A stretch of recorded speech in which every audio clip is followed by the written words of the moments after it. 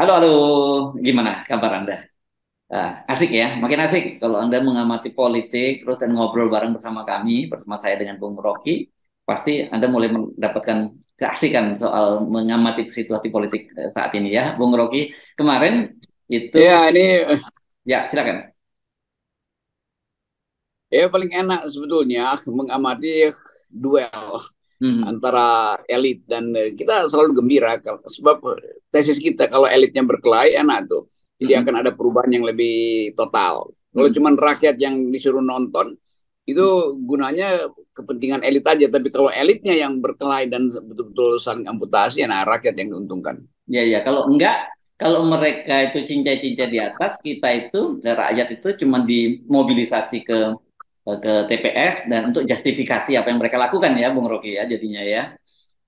Ya, politik elit selalu begitu maksudnya. Tapi sekarang kelihatannya agak mendasar persaingan di antara Hmm. elit Hmm. dan itu disebabkan oleh ketidakpastian politik yang justru diumpankan oleh Presiden Jokowi.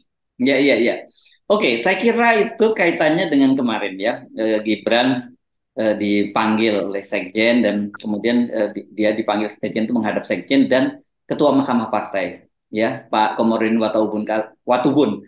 Nah, kalau ini kan sebenarnya urusannya pasti soal sanksi menyangsi gitu, walaupun kemudian kita udah menangkap kelihatannya PDIP mulai tidak masuk angin sih, mulai menurunkan tensinya gitu. Kenapa? Karena mereka sebelumnya udah menyatakan enggak, ini bukan bukan soal pemanggilan karena Pak Prabowo, tapi ini lebih ada koordinasi dalam partai. Tapi akhirnya kita tahu kan bahwa ya kata kata Gibran, dia diberi masukan, diberi nasihat, dia terima kasih, terus dia oleh Komarudin diingatkan bahwa oh dia ini kan seperti gula dan banyak semut yang menggerubungi. Jadi mungkin di mata PDI Pak Prabowo itu termasuk salah satu semut yang mengerubungi Gibran gitu ya. Ya ini konyolnya PDIP begitu. Dia udah nyatakan Jokowi itu sebutnya dengan memindahkan Ganjar kan dianggap Jokowi non faktor lagi. Tetapi ternyata Jokowi masih faktor. Jadi kecemasan PDIP begitu. Karena nggak bisa lagi negur Jokowi, anaknya yang ditegur kan. Jadi itu intinya tuh. Jadi mestinya kan satu paket aja kan. Jokowi aja kan yang ditegur atau diberi nasihat tuh. Masa Gibran mesti diberi nasihat juga? Berarti semua semua keluarga Jokowi nanti bolak-balik ke PDIP untuk dapat dengar nasihat kan. Itu juga konyol dan hak semua orang untuk membayangkan bahwa orang semacam Gibran tentu punya agenda lain dengan bapaknya karena dia muda, dia juga tahu ya secara formal dia adalah anggota PDIP, tapi mungkin value dia itu beda dengan PDIP yang dianggap sebagai partai yang terlalu ideologis. Kan ini Gibran juga milenial yang berupaya untuk lebih pragmatis melihat keadaan itu. Ya, ya. Tapi yang saya lihat gitu ya, kendati ini kan sebenarnya kalau dalam apa ya, dalam aturan internal partai ini apa yang dilakukan oleh Gibran ini kan berat ya, mendampingi Prabowo yang jelas akan maju sebagai calon presiden dan kemudian Prabowo itu menerima deklarasi dari relawan Pak Jokowi dan relawan Gibran yang akan mendukung pada Pilpres 2024. Padahal kan Ibu Megawati itu sudah menetapkan Ganjar sebagai calon presiden gitu ya. Dan selalu kan ada istilah di dalam PDIP tegak lurus. Kan ini nggak tegak lurus sih, tegak goyang-goyang si Gibran nih terhadap Ibu Megawati. Mungkin lebih khawatir Megawati pada Gibran daripada pada Jokowi karena Oh ya? Gibran tuh mewakili millennials yang kira-kira separuh dari pemilih muda tuh. Hmm. Jadi kira-kira Gibran mau dibujuk, udahlah kalau bapakmu nggak bisa gabung dengan kami dalam rangka mendukung Ganjar, kamu aja yang gabung kan, kamu wakili milenials kan. Kira-kira itu poinnya tuh. Kita bisa bayangkan betapa PDIP kehilangan dua kali kalau terus memusuhi Jokowi itu. Hmm. Endorsement Jokowi pasti nggak tiba dan pengikut Gibran pasti nggak akan pilih PDIP kan. Jadi Hmm. itu kira-kira yang dihitung oleh PDIP. Lepas dari basa-basi buat cuma kasih teguran, dikasih buku, suruh belajar Soekarnoisme enggak. Hmm. Tetap si saudara Gibran itu adalah faktor karena dia muda dan dia semacam memimpin secara tidak formal politik milenial. Itu masalahnya itu. Hmm. Tetapi kelihatan sekali kan biasanya PDIP ini sangat keras ya. Kita ingat kan bagaimana Ganjar ketika hanya karena dia waktu itu ngomong bahwa dia siap nyapres itu langsung dipanggil dan ditegur gitu ya. Yang lebih lebih berat lagi Pak F.E. Rudi. F.E. Rudi ini kan kader loyalis Ibu Mega sejak dulu sejak zaman Orde Baru ya. Saya kira ini 24 karat lah PDIP-nya gitu kira-kira kita bisa bayangkan loyalis Soekarno-nya juga 24 karat. Tapi ketika waktu itu dia mendukung Ganjar Pranowo pun dia diberi teguran keras dan terakhir, gitu kan? Orang kan membandingkan, loh, sekarang kenapa pada Ganjar kok, pada Gibran cuman diberi nasihat? Dengan begitu, oh berarti Anda betul tadi bahwa dia masih berharap Ganjar, tapi tetap saja PDIP berharap Pak Jokowi itu mendukung Ganjar, gitu. Ya itu diam-diam begitu akhirnya kan. Kan tetap Jokowi kasih sinyal juga bahwa dia juga bisa memboikot Ganjar. Kan Hmm. itu masalahnya kan. Jadi potensi Jokowi memboikot Ganjar itu dibaca oleh PDIP melalui aktivitas Gibran. Karena itu Gibran Hmm. dipanggil kan. Kan itu Hmm. aja poinnya tuh. Tapi basa-basi memang diperlukan. Walaupun faktanya PDIP nggak mampu lagi untuk meyakinkan para pemilih pemilih konvensionalnya bahwa Ganjar itu sungguh-sungguh hendak dijadikan presiden oleh Mega. Karena masih ada yang menganggap jangan-jangan Ganjar itu cuma dalam 2 bulan ini jadi calon presiden kan. Kan Aha. tetap orang nggak pernah yakin bahwa apa Mega udah final dengan Ganjar. Demikian juga Jokowi. Kalau dia membaca Mega tidak final dengan Ganjar, ya masih mungkin juga Ganjar pindah lagi ke asuhan Jokowi. Jadi problem kita Ganjar itu jadi pimpong aja, digeser sana digeser sini. Itu yang menyebabkan orang juga menganggap kalau gitu Ganjar kasih dong ketetapan bahwa saya sekarang presiden, karena itu saya mau angkat wakil presiden sehingga PDIP langsung bekerja. Kan Ganjar memimpin koalisi dirinya sendiri kan sebetulnya kan.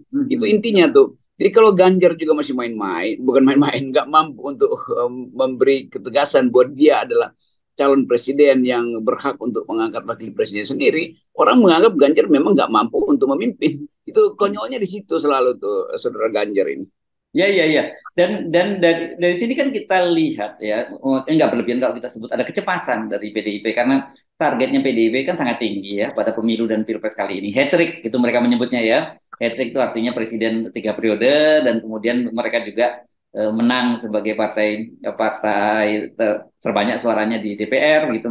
Dan tapi kalau kita lihat perkembangan terbaru ini kelihatannya tidak sesederhana yang dipikirkan oleh Ibu Megawati atau PDIP gitu situasinya.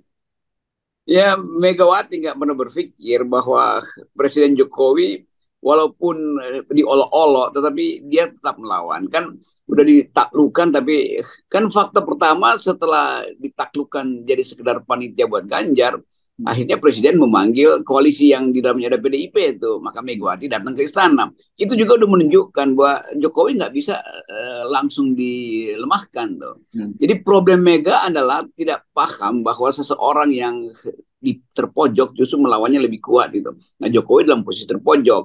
Nah, karena itu mungkin sekali nggak bisa lagi Jokowi ditegur oleh Mega, maka dia tegurlah anaknya yaitu Gibran tuh. Tapi orang tetap melihat ini ada persaingan antara Jokowi dan Megawati, bukan bukan PDIP dan Gibran. Ini faktanya begitu, dan fakta itu kelihatannya nggak mungkin lagi didamaikan. Jadi selama Pak Jokowi masih punya kekuasaan 9 bulan, ya dia bisa pakai kartunya untuk bahkan mungkin mengancam memberi sinyal bahwa ada beberapa sprindik yang akan diarahkan ke PDIP. Kira-kira itu juga bisa terjadi. Oke, tapi ini kelihatan sekali ya betapa PDIP itu sekarang jadi semacam apa ya lonely gitu ya. Karena partai-partai koalisi pemerintahan lain yang di bawah Pak Jokowi itu sekarang malah kan kalau kita lihat kemarin Erlangga Hartarto bertemu dengan Pak SBY, kemudian Muhaimin ketemu SBY, terakhir juga Pak Prabowo ketemu SBY itu meskipun motifnya macam-macam, tapi tetap saja itu menunjukkan betapa ini ada kesan sekali bahwa PDIP mulai ditinggalkan gitu dan ini memang ada bocoran-bocoran di pertemuan kabinet di pertemuan ke-6 partai koalisi pada waktu itu sorry ya 6 partai koalisi itu kan Ibu Megawati marah ketika tahu bahwa Pak Prabowo dan Cak Imin ngomong mau ketemu dengan Pak SBY gitu. Jadi Megawati sekarang curiga apa yang sedang dirancangkan oleh Jokowi itu pasti ada sesuatu kan. Dan Ya. sangat mungkin ini soal Nasdem, soal BTS ini itu juga dipakai oleh Jokowi untuk mengkaitkan dengan beberapa nama yang sangat potensial menerima aliran dana dari 8 triliun itu kan. Dan Jokowi juga tahu bahwa ya 8 triliun itu bukan cuma Nasdem loh, mungkin PDIP dapat juga loh, gitu Ya, kira-kira ya, begitu. ya, Mulai ya. panik lah PDIP. Jangan-jangan begitu masuk sidang pertama, saksi pertama justru dari PDIP kan. Kan Aha. ini soalnya kenapa? Ya karena pada waktu itu Nasdem dan PDIP adalah bagian dari rejim Jokowi. Jadi Yes. pasti ada upaya untuk ya saling memberi hadiah kecil lah, walaupun nilainya gede. Ya, ya, ya. Jadi ini memang proyek kebancaan gitu. Apalagi Pak Mahfud ini juga siap bongkar-bongkar begitu ya di setelah jadi PLT Kominfo gitu ya. Dan Pak Mahfud pasti tahu oh daftarnya ini rupanya ya terlibat. Saya kira sekarang udah menyebar kan di media sosial itu skema atau diagram yang saya kira kita belum bisa sampaikan ya karena ini masih spekulatif gitu ya. Tetapi masuk akal dan kita juga mendengar hal yang sama bahwa skemanya itu Pak Joni bukan Joni Plate sendiri itu mengalir kemana-mana seperti lagu Bengawan Solo ya mengalir sampai jauh lah gitu dan dana BTS korupsi BTS itu.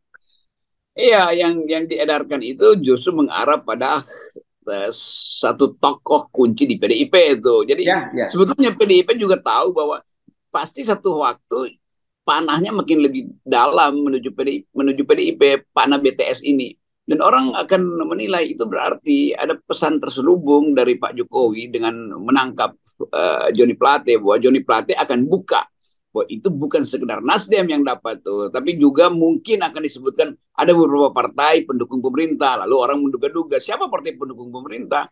Ya PDIP pendukung pemerintah, maka mungkin juga di inisial-inisial yang beredar sekarang itu makin lama makin jelas tuh. Ya, Dan ya, itu ya. kira-kira yang juga mencemaskan PDIP karena begitu publik mencurigai dan kecurigaan itu menjadi dasar bagi Jaksa Agung untuk memeriksa beberapa tokoh di PDIP. Ini kita cuma membaca kecenderungan ke situ, bukan kita menuduh, tapi kecenderungan ke situ pasti terjadi. Karena tadi poinnya adalah 8 triliun itu nggak mungkin disebut aja dikunyah sendiri itu. Pasti ada yang Makanya Pak Surya Paloh sehari setelah penangkapan dan penahanan Johnny G. Plate dengan PD dia menantang gitu ya. Coba buka semua alirannya gitu dan dia siap diperiksa dari kiri kanan dari barat ke timur silakan diperiksa dan dia juga menantang buka-bukaan saja. Saya kira Pak Surya Paloh kan pernah kita tahu sebelumnya pada periode sebelumnya Jaksa Agungnya itu di bawah kendali Nasdem karena dia kader Nasdem gitu. Jadi dia punya data yang sama lah kira-kira tentang BTS ini. Tinggal buka aja di atas meja gitu kan jadi ramen. Iya, jadi menara-menara itu memang juga menyimpan rahasia frekuensi dari mereka yang terseret nanti kalau menara itu betul rubuh gitu kan. Jadi Hmm. BTS ini sebetulnya sinyal pertama bahwa di negeri ini tidak mungkin ada korupsi yang hanya dinikmati oleh satu partai. Jadi Yes. begitu satu partai dituduh korupsi, partai lain pasti udah gelisah. Ini pasti bisa keserempet juga nih, keserempet sinyal BTS nih partai-partai itu. Dan memang itu yang terjadi kok. Kan di dalam teori korupsi itu, korupsi jadi aman kalau semua kebagian merata. Kan Hmm. begitu dasarnya. Ya. Dan saya kira gini kalau sampai kemudian mereka saling menyandra, saya kira yang rugi rakyat gitu. Dan kalau dalam hal ini saya kira kan karena Nasdem bisa jadi korban. Ini sekjennya loh yang ditangkap ya, nggak main-main loh gitu ya. Nah, saya kira karena punya data yang lain ya silahkan dibuka saja gitu. Dengan begitu kita semua senang gitu. Pak Mahfud juga kita dorong mumpung sekarang jadi PLT Kominfo sebelum ada dilantik menteri yang baru karena katanya hari Rabu besok akan ada pelantikan begitu dibongkar dulu Pak Mahfud gitu ya mumpung ada di sana. Ya itu yang kita tuntut dari awal tuh. Jadi momen ini adalah momen bersih-bersih dan bersih itu harus betul-betul dengan sapu yang bersih juga tuh. Yang kita percaya Mahfud masih pegang sapu yang bersih. Jadi ucapkan sesuatu supaya publik tidak menduga-duga bahwa Mahfud sekedar jadi bumper di situ untuk menahan kasus ini kan itu Ya, soalnya kan. Jadi ya. publik ingin lihat tuh konsekuensi dari penahanan Joni Plate itu apa terhadap partai-partai yang lain yang sama-sama pendukung pemerintah yang dalam memutuskan isu itu pasti kasak kusuk juga di ya mungkin di sekitar Senayan situ atau hotel khusus di situ tuh. Jadi kita mau dengar sebetulnya tuduhan jaksa pertama dan keterangan tersangka Joni Plate pertama itu terkait dengan nama-nama siapa aja kan. Itu yang nggak mungkin disembunyikan. Orang mau cari tahu Joni Plate itu rekanan koruptornya siapa, gampangnya begitu lah. Ya, ya, ya, ya. Jadi udahlah itu mau soal basa-basi diplomasi manggil Ganjar segala, manggil Gibran segala macam, orang pasti akan kaitkan demi apa sebetulnya PDI panggil karena PDIP cemas dan mau nego lagi dengan Jokowi kira-kira begitu kan. Jadi Yes. kalau terlihat bahwa Gibran tidak ditegur secara radikal, tidak ditegur secara keras, maka mungkin Megawati kirim sinyal lain supaya ada nego lagi Ya, dengan ya. Jokowi. Soal apa? Soal Ganjar. Mungkin bukan soal Ganjar, mungkin soal BTS juga. Saya kira kita menduga-duganya seperti itu.